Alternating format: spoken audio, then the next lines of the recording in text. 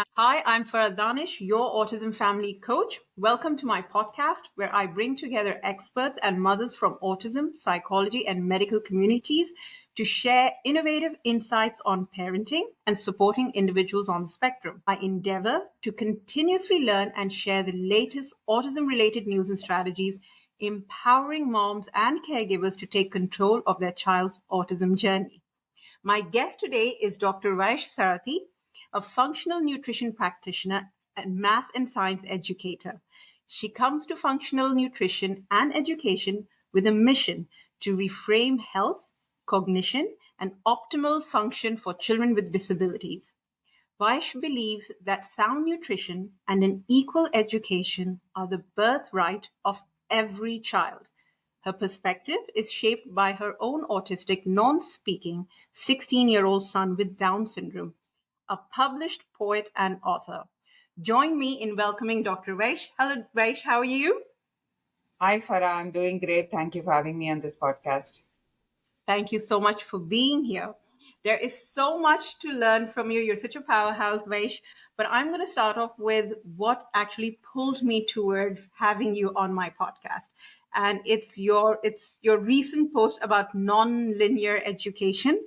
Something about that connected with me instantly because with my own son who's 16 years old on the spectrum, I've had challenges with the linear system, the way we teach in schools, and that hasn't really settled down well, but I didn't know any other way of working with my child. And so I went with that till later when I started experiencing him saying things out of the blues because, he's heard something over there while I'm still sitting and doing ABCD with him. I realized that I've got it all wrong. So can you explain in better terms what nonlinear education means for us, for our moms, and how it benefits neurodiverse children with learning difficulties? Yeah, definitely. Non-linear means not going on a straight path, right? So linear is a straight path. When I had started teaching my son, like you said, my son has Down syndrome. He is autistic. He's non-speaking. So he kind of fell into this box where, you know, even with one diagnosis, you're put in an intellectual disability box, right? Like people will not teach you normal things. Now with multiple diagnoses like these, so he was like other several people have called him an outlier of outliers. So there was no chance that anybody would even treat him even remotely normally or consider in his early years. That includes me because we all just look at the outside, look at a book based on its cover. Listen So to the expert.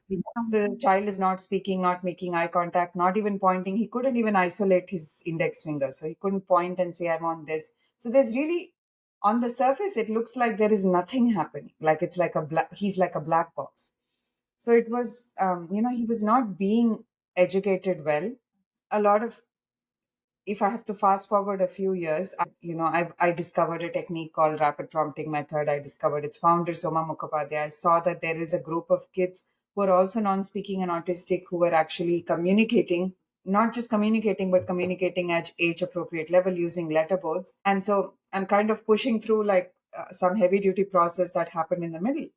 But what I found is when I started working with my son was that two ways that were very counterintuitive. So two ways that were nonlinear. One was that speech was not working. The more I fixated on speech and eye contact and signs and everything, in those days, probably even still, if somebody doesn't speak, they'll tell you use sign language. And Yeah. he does not yet have the motor skills to sign. He could barely even do more and all that. Even that was a very big stretch for him. Those two signs he was able to learn. But yeah, so I had to, I had to make a complete brain shift, mindset shift to understand that we cannot be looking at the primary means of communication, because generally people know speech or signs and we have to give up on both. And then finally we, found letterboard communication where, you're painstakingly pointing to each alphabet. Even that Yeah. is a learned skill, so you take time. So that's like the first step of nonlinearity is stepping outside the thinking that speech is going to do it, okay, or But gestures that or signs. Yeah. I'm just thinking, Vaish, as you're saying this, it's so amazing that you were willing to unlearn and try a totally different method, because I've seen how RPM works and I'm like, oh my God, I don't think I can do this, because there's so much learning required on, the teacher's part to make this happen. So amazing. I mean, I hats off to you for doing that, because that alone must have required a lot of effort on your end. A new thing for you as well. It did. I mean, it took a lot of commitment and effort when he was younger. We used to go see Soma every 6 months because at the time there were not that many practitioners all over. So we used to go. I think that was probably one of the biggest commitments that I did. Oftentimes people ask me what I'm proud of. It's you cannot be proud of your achievements because whatever talents you have, it's just God given, and whatever talent your child have, that's nothing to be proud of. But if I'm proud of something, it's my commitment to go every 6 months. So there's few things I'm proud of. Like that thing is like somehow I made it every 6 months. That I'm proud of. Because otherwise, if you just go once and you try a little bit, you cannot learn any technique by just trying once. Yeah. So yeah, so you can. So in fact, consistency and commitment to important things. We see people being very consistent with things like ABA, right? So and actually, we are consistent because somebody else is doing it. So that's not really consistency. We are paying other people to do it. So yeah, Yeah. so that isn't Somebody consistency. else. It's like saying I'm consistent in having somebody clean my house. That's not consistency. You're just paying somebody. Like that one. But if I have to, like in the US, right, I have to clean my own Yeah. house. Now, if I'm consistent in keeping it clean, that says something about me. So, Yeah. but Because you're doing it. Yeah. yeah. So that coming back, so that was the first step of nonlinearity is really understanding and internalizing. And this is very hard for people to internalize that speech is not the holy grail, right? Speech, it does not mean much, especially when the child is talking. So for me, I would say it was still relatively easy because was no option. If he was not talking, not signing. I mean, I won't say it was easy because a lot of people just give up and say that there is an intellectual delay. I did go through over that jump, but still, Yes, that's the most obvious thing conclusion people come to. You're right. at least I had no other option. So I had like if I presume competence, I know that I have to go through something that he can do, and this was the only thing he can do. Now I know many people whose children are talking, but they have echolalia or they're repeating stuff, or they're stuck in these scripts and patterns, and speech is not doing it. But it looks like it's fluent, but they are just saying the same things over and over Not again. functional. It's not functional. Yeah, that's very appropriate for that. And then it's harder because the parents have noticed that just waiting. Okay, no, if I just teach him how to speak, if I just teach her this much, if I just do this, you keep waiting for the speech to come. That is a big barrier. And I think we kind of like really went off track because you were asking me about nonlinear education and I got into this. But um, so Because that is actually what my next question was going to be. It very perfectly goes into that. But please go on. Feel free to talk the way you're talking. and the second thing is that not once the communication method got started, once I started teaching, actually even before the communication was established, for some time he was just batting at the right answer. And when I was asking him questions, even before RPM, I had just learned that if I offer him two choices, he would just bat. Remember, he couldn't point at this time. um, I had started teaching numbers, and then I had read this book by this person called Glenn Doman, and it was called "Teach Your Baby How to Read." He was one of the first people like I was a little influenced by because he had said in his book that, of course, he was talking about babies, and my son was 4.5, 5 at the time, but still, he said one of the ideas is that you don't repeat too much and you don't stay on the same thing too much. You don't do it for too long. You do a quick teaching. He used to use flashcards. So I would use flashcards to teach my son numbers. Like I had, like I would say, Yeah. this is one, like just one dot. This is one. Here are 5 dots randomly. This is 5. This is 10. This is 9. Like that, I would just flash very quickly and we would be done. And I would do that 2, 3 times a day. So totally, it would take maybe 5, 6 minutes, like the whole day. So that's how I had just learned it from his book. And this is, it's actually called the Doman Method. I never trained with him. I just read one book and I started. He's, of course, no more, but I think he has these institutes that carry on his work. That carry But, on. Yes. yeah. But I noticed that, eventually he said, stop paying attention to those numbers. And usually, when children stop paying attention, we think that, oh, they are not understanding what we are saying. And if I would ask him a question, which is 5, he would not point. And one of the first things I realized that is I had to go forward, not backward. So somehow some brainwave came and I thought, okay, he's not paying attention. Let's stop numbers and go to addition. And again, So when he he was stopped, doing so he was doing it and then he stopped. Is that what you're yeah, saying? he was doing it and then he stopped.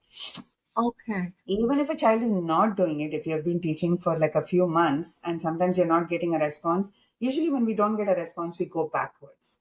So one of the things I found that when you don't get a response, if you go forwards, you start getting engagement again. So I was Oh, doing addition and he would stop looking and he was really engaging very minimally with me. Very rarely he would even point. Sometimes he would just look and I'm just sitting here doing these flashcards. And then if he stopped looking, I would go to multiplication. So that is the second thing, which is a little bit non-linear, is that you are not going based on the response. yeah. Okay, if you have done your job teaching, you move on. The response will come at some point when you have figured out a communication method. But you don't base everything on response because most of the kids who have apraxia, they cannot respond in an appropriate way. Their body's not working the way we think it is working. It's very Yeah. interesting a memory to me now that you're saying, especially about maths, because with my son, when he was in school, they were teaching, he understood the concept of addition. Mm. And then he was doing double digit addition where he had to carry forward regrouping and all of that. And he was struggling to get that. They spent the entire year like that. What was he was supposed to accomplish in his IEP goal that he's supposed to learn addition. I'm like, okay, I have already spent months doing this with him at home. It's not working. It's been 2 semesters down, not working. How about introducing him to a calculator, do Yeah. work on other things, and then maybe come back? They did not listen to me. He started showing behavioral problems because he got bored. Like every time you're showing him the same worksheet and the same approach, not trying anything different, behavior problems started. So that's you're right. I had to actually advocate for him, and this is a special center, by the way. And they're supposed to be open to trying different things. I had to really fight for that, of not to be fixated on that goal. So yeah, you're right Even about in that. special education centers, people are still thinking in a very linear fashion, right? So Yeah. that unless we finish this much in addition, we cannot go to multiplication. And that is Yeah. the third step is that even if the child is really stuck, there is no need. For example, my son I never went to double digit addition and double digit multiplication initially because he got the single digit because that he can do from memory. Hmm. Because double digit requires working memory, it requires a lot more things. So I just Yeah. skipped. I said, okay, what's the big deal? We'll come back to it later. Or if you need, we can use a calculator. Okay. So, Right. but if I keep getting stuck there, I will lose motivation. I lose everything. So I just went to multiplication. I did not do double digit multiplication. I went to division. Now here in division, we got really stuck. He some reason could not do division. And this normally would be a place where people will say that, okay, this is it. This is as far we can go in math. This child can only understand. I said, forget about division. We don't need to do division. We went to exponents. So that is what nonlinear education is that you don't have to fill every gap on the road. One of Yeah. the analogies I give is you are not building a bridge. Let's say you have to go from point A to point B. If you keep putting one brick after another, which is what we're doing, that is very linear. You're building a bridge. Instead of that, in your mind, if you can think that you're building a web, okay, you go here. Okay, let's say you go like this. And then if you get stuck here, forget it. You go in this direction. When you keep building a web, eventually, maybe it will take a few years, but eventually all the holes will get filled. But Yeah. if you keep standing on the bridge, now you're standing in the middle of the bridge, there is no way to go. That's true. That's Yeah. beautiful. Love that example. Yeah. So that Yeah. is the final, to wrap up. I think that's actually the main reason I called it nonlinear. That was where I started. Then I realized there are multiple things that are nonlinear. But the primary thing is that things do not have to be taught sequentially. The sky will not fall if your child does not know division or double digit addition, right? True. But you will lose them. You will lose them if you keep talking about that. Keep moving on. Keep moving. Yeah, yeah. Give them the different experiences, and if it's hands on, it's hands on. Another story. My God, there's so many stories now that are just coming forward in my mind as you're talking, Vash. One was about. I mean, we teach children typically on a worksheet what measurements are, conversions are. Again, that's how we've learned it, right? 1,000 ml is equal to how many liters, and all of that. And my son, and this is when he was 10 years old. fixated on cooking videos, those short cooking, quick cooking videos, 2-minute cooking videos. He used to he used to obsess over that. And we didn't think there was anything wrong with that. We used to let him watch. One day I remember I was sleeping and I woke up with the smell of something burning. I run out and I see Suleiman is in the kitchen and he decided to bake. Yeah. So yeah, and what he was doing was incredible. Was his measurements were so precise with what he was using was something very simple, and he was using a bowl to make molds because I didn't have those baking accessories, and he was using bowls, and I'm like, oh my god! And here I am stuck thinking about how he should be cutting, how he should be holding a paper, and he's doing this by himself. Yes. So they can surprise you and I'm sure you've had your fair share of stories of how your son must have surprised you. But yeah, and that's what changed my direction also in how to approach learning for him. And this is probably a good way for me to, flow into my next question about motivation and learning. Another Uh-huh. post of yours I saw, which I loved. I get moms telling me often that, my child he doesn't enjoy the process of learning. He's not curious. He's not motivated. And you mentioned about choice Yeah. being a very important factor in motivation. Can you walk us through in terms of children who can't even communicate, who don't even know how to choose? There are kids who don't even know how to choose, or they'll choose what they know you want them to choose. Does that make sense? Yeah. Yeah. How do you tell a mom something like that, and how do you help her navigate this? So before choice comes some basic level of communication. Yeah. Yeah. So I was just hearing an echo, so I'll just pause. No, okay, now I'm not hearing it. Yeah. Okay, good. It's all good now. Yeah. So yeah, let me back up. Before choice comes a basic level of communication, even if it is making a choice. Actually, I don't have a paper here, but I just have a kitchen napkin. I'll just show it on that. So often I'll just fold up in RPM, they'll just fold up a piece of paper. Sometimes they'll just tear it into two and say, put one choice here, put one choice here. And then they'll just ask the child, you don't have to point, you can just bat. But even making choices is a learned skill. It is not that you have to work on it. You have to make sure that your child is not just choosing one side, that you're alternating things and they're able to access both. It's going to be different for every child, but everybody, and I'm saying even if you don't have use of your hands, everybody can make a choice. Even if you just have legs and let's say your hands are, you don't have, you can make a choice with your legs. If you don't have use of your hands and legs, you can still make a choice with your eyes, right? There is something that there are there are ways, and I may not know all the ways, but there are ways where no matter what the child's disability is, a choice can be made. But you have to do a little bit of investment in figuring out how that is. Now, most children are not that stuck. So most children will be able to make some choice easily with their hands. You just have to make, I would advise, at least initially, if your child is autistic, if they have some level of speech impairment, any level, even 5%, I would say, like, move beyond speech to see if you can give them a physical choice and what they pick up. And in the beginning, it's okay if the choice, like if they're just choosing something, right?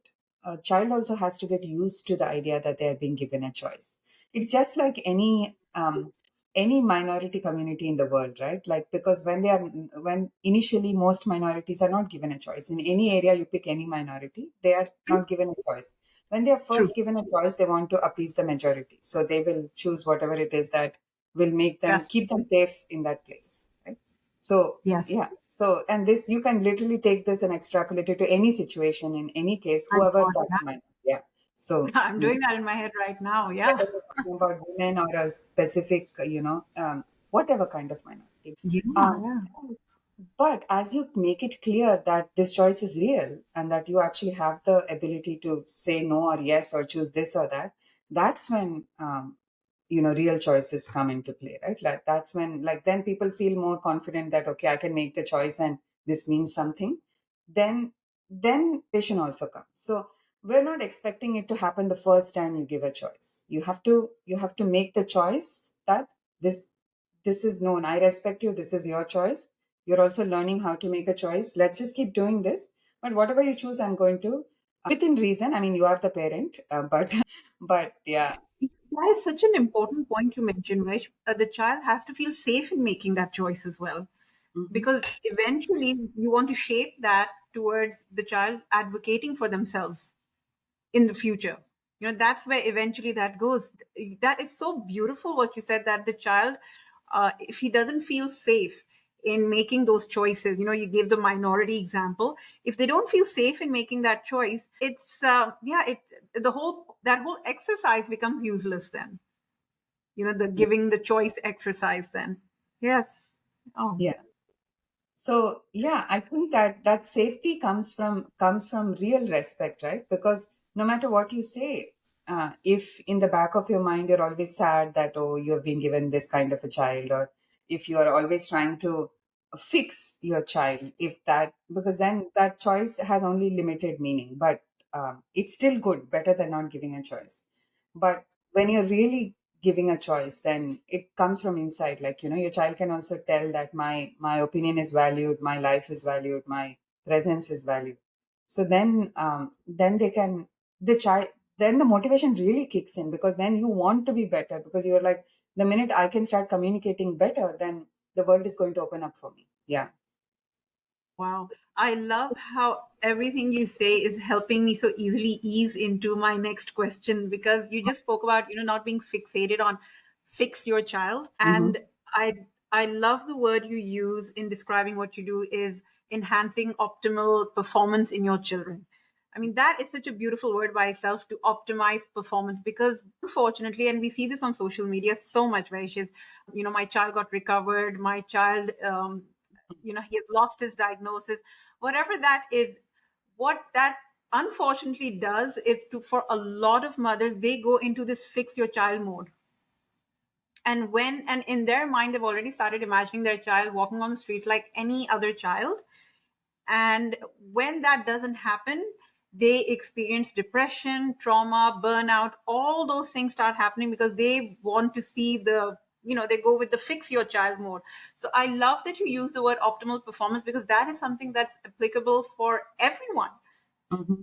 not just for neurodiverse kids. And you speak a lot about neuroplasticity. Also, it's a trending word now. People are talking. People are talking a lot about neuroplasticity, Yeah. and uh, my background helps me understand that from a movement perspective, because I'm a brain gym movement facilitator. So I look at everything from that point of view. How to access different parts of your brain using movement and all of that. But how do you approach that same, the whole concept of neuroplasticity, and how to increase that for your child? You know, yeah, you know what I mean by that. Yeah. So neuroplasticity is the idea that the brain can change itself, right? So that the brain can adapt to new situations and do new functions that it we would not have known that it could do, and it could continuously adapt to becoming better and learn more. And there are two things that I have seen that really impact neuroplasticity, like you said, like movement therapy, like brain gym, and the other is, I mean, if uh, movement really I do find is the language of the brain. But if you do, this is the same for nutrition and movement. I'm going to make this statement is that Yes. you just keep giving nutrition. You need nutrition for brain health, but if you keep giving nutrition and don't teach age appropriate work, you're just going to have a very well nourished brain, which means nothing, right? Which means It doesn't mean, yeah. But, and the same thing, if you keep giving nutrition and movement, great. You have really made your child adaptable. Now they are ready to learn. But you have to teach, you have to give learn age also. appropriate input. In fact, one of the foods of the brain, is actual learning, is the process of actual learning. People do everything else except that. So they do giving, walnuts and omega-3 fatty acids, which are all very important, and, antioxidants, and reducing the amount of sugar in their body. Hopefully they're doing those things, and then they're giving all sorts of cross pattern movements and everything. And then they expect the change to happen magically. Then you're building a foundation and you forgot to build the home, right? So you have to teach age appropriate information. You have to work on really challenging the mind to go beyond what they are. Yeah, but then, yeah, you're right, because that's where moms get stuck. They've done all the dietary requirements that's needed. Child is going for OT, he's in every kind of sport, but my child is not talking. So they're fixated on the fact that the child is not talking. That, like you rightly said, doesn't necessarily mean there's no intelligence, doesn't mean that he's not learning and acquiring knowledge any other way. But we're too Correct. fixated on just the speech is not Yeah. happening. Yeah. So, Vash, do you do lesson planning for your child? Have you done that in the past for him? I have done it, and I do write lesson plans when I work with some other kids, because I also teach other autistic kids. But with my son, I generally go kind of with the flow. So I just pick a topic and then we both explore. But for people who are just starting to teach, I would recommend lesson planning, because one of the biggest advantages of lesson planning is that it keeps you goal oriented. Like, for example, if I'm writing a lesson, I recently wrote a lesson about, there was some article I saw in this magazine, New Scientist, about the possibility of alien civilizations growing up without developing without fire. Now it's a complex topic, and I was trying to bring it down to a 12 to 14-year-old level. Not bring it down, but teach the same thing without getting into too much detail. Take into it. And if you don't write a lesson plan, what happens is you start talking and then you start doubting yourself, and then you really bring it down. And the end of the lesson, you're teaching ABCD, right? So, so because you can't, it's like, you just keep sliding down and down. But when you have a lesson plan, it keeps you on track. That forces you to stay with the topic. But so I think they are good as long as they are done while presuming competence, and you have the right questions. The whole letterboarding movement, RPMS to C, Speller's method, they have really good lesson plans. So if people are interested to see what a lesson plan looks like when you're presuming competence, just actually the S2C website, I think it's iask.org, and it's i-asc.org. Yeah. I-asc.org. I'm going to International take Association for Spelling as Communication. Yeah.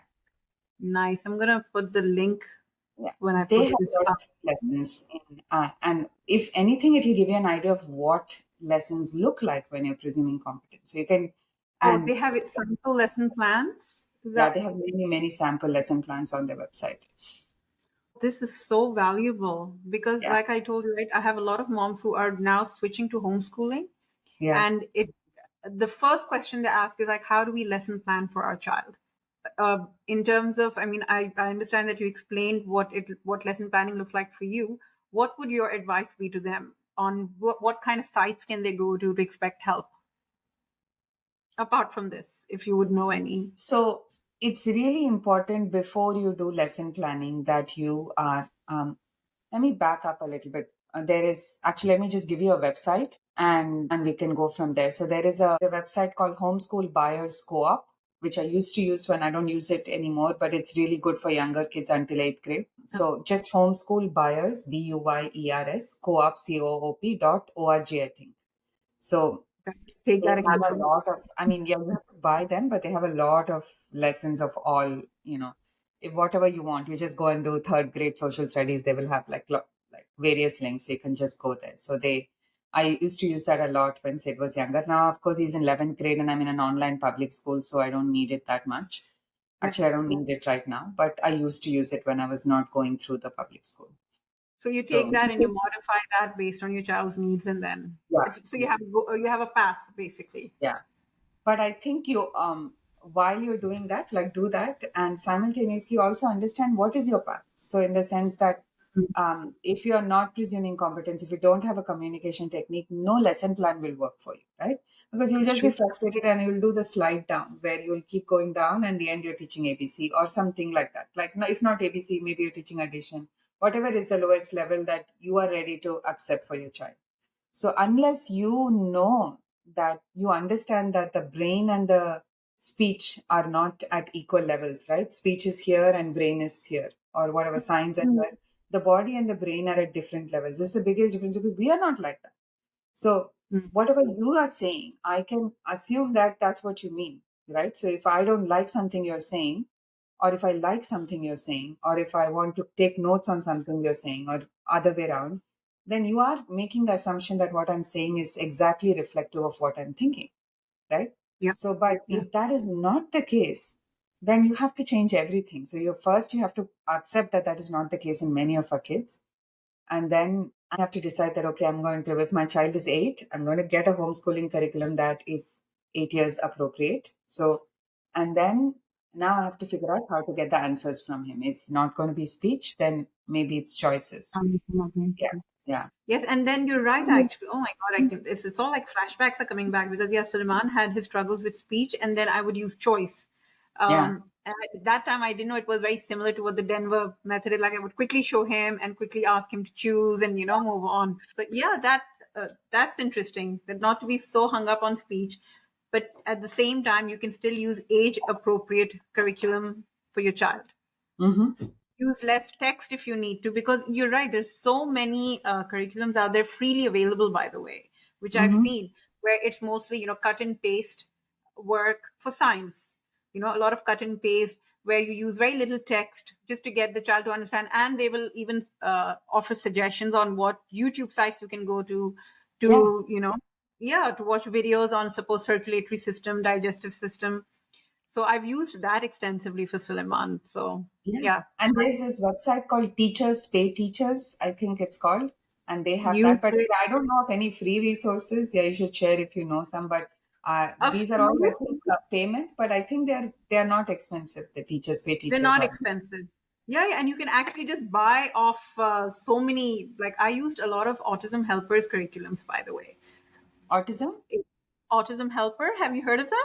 I've not heard of them. Yeah. It's an American. It's run by Sasha BCBA, and she's got so many curriculum for lesson plans. It's all done for you for the entire year, just like a workbook, Mm. and it's specifically targeted for schools. But I take it, and then the best thing about those books are, not that I'm trying to sell anyone's work here, but how I got to use it is that they would give suggestions on how you could use that workbook, and if that's not working, what else you can do I see. apart from just relying on the workbook. So I liked it for that reason. It was just a no-brainer for me, Yeah. amongst other things that I had to do for my child. So, okay, my next question. Okay, the last question. Are there any innovative practices or emerging research in the field of education for children with disabilities that you're particularly excited about, and you think that is something parents should also look out for, or read into? Any suggestions, any recommendations, any Um, books actually as well, if you think parents should be, reading those books? So, That's a good question. And my answer is twofold. Is that one, I'm excited about this research where you have this brain to speech technology where they have electrodes on the brain and they are starting to work with people who are paraplegic, who have no very little motor control, and they're able to move their thoughts into just like a device that outputs speech just based on that. I don't think it will be very accessible to our kids anytime soon, and I'm not sure how does it have the ability to separate impulsive thoughts from intentional thoughts, right? That's very important because all of us are yeah. thinking all sorts of things that may not be appropriate for so I'm sure it does, like when it comes to, I'm sure it will. So because especially with autistic kids there's a lot of impulsive thinking, so and then to separate that from intentional thinking, that is Mm, research I'm really excited about. In fact, I'm going to say the exact opposite, that I want parents to like really jump into the low tech bandwagon.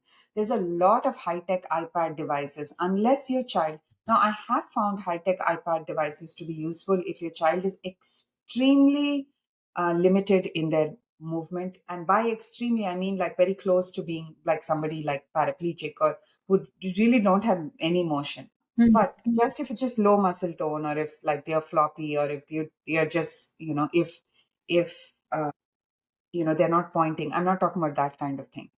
So mm, for most kids, for 99% of kids who are autistic or have Down syndrome or have cerebral palsy, I would say forget about the technology, move to the low tech. That is where we are seeing results. And by low tech, I mean, yes, choices are low tech, but if you take them like to to a more precise end, what we're looking at is letterboarding techniques like RPM, S2C, spellers, right? These are the three letterboarding techniques that are there now. I'm sure there'll be more coming out later. RPM was the original technique, then S2C mm, came, and then now we have Speller's method. And any one of them, whatever works. If you, whoever you can find a practitioner, it really doesn't matter at this point. You just have to get started. The low tech techniques are the ones that are most giving the most results in the sense that people are writing books, people are publishing poetry, people are writing blogs, people are having friends, communicating with friends. These is what the low tech techniques are bringing, that iPad apps are not doing that at this point. And Wow. I would say, for all moms, if there's one thing you can do, and this isn't a direct answer to your question, but follow autistic people on. So if you're on social media, follow autistic people. Follow autistic people that are communicating. And by that, I don't mean people who are speaking, because a lot of times you may not relate to them. You may think that, okay, these people are speaking and they're saying Yeah. everything. Do follow them also, because they have a lot of interesting information, but also follow non-speaking autistic people, minimally speaking, and see how are they communicating, and because there are many people on social media now who are talking about their lives, and then you can see what are they using to communicate. Oh, And yes, yeah, and their journey, and maybe get inspiration from them. yeah, yeah, absolutely.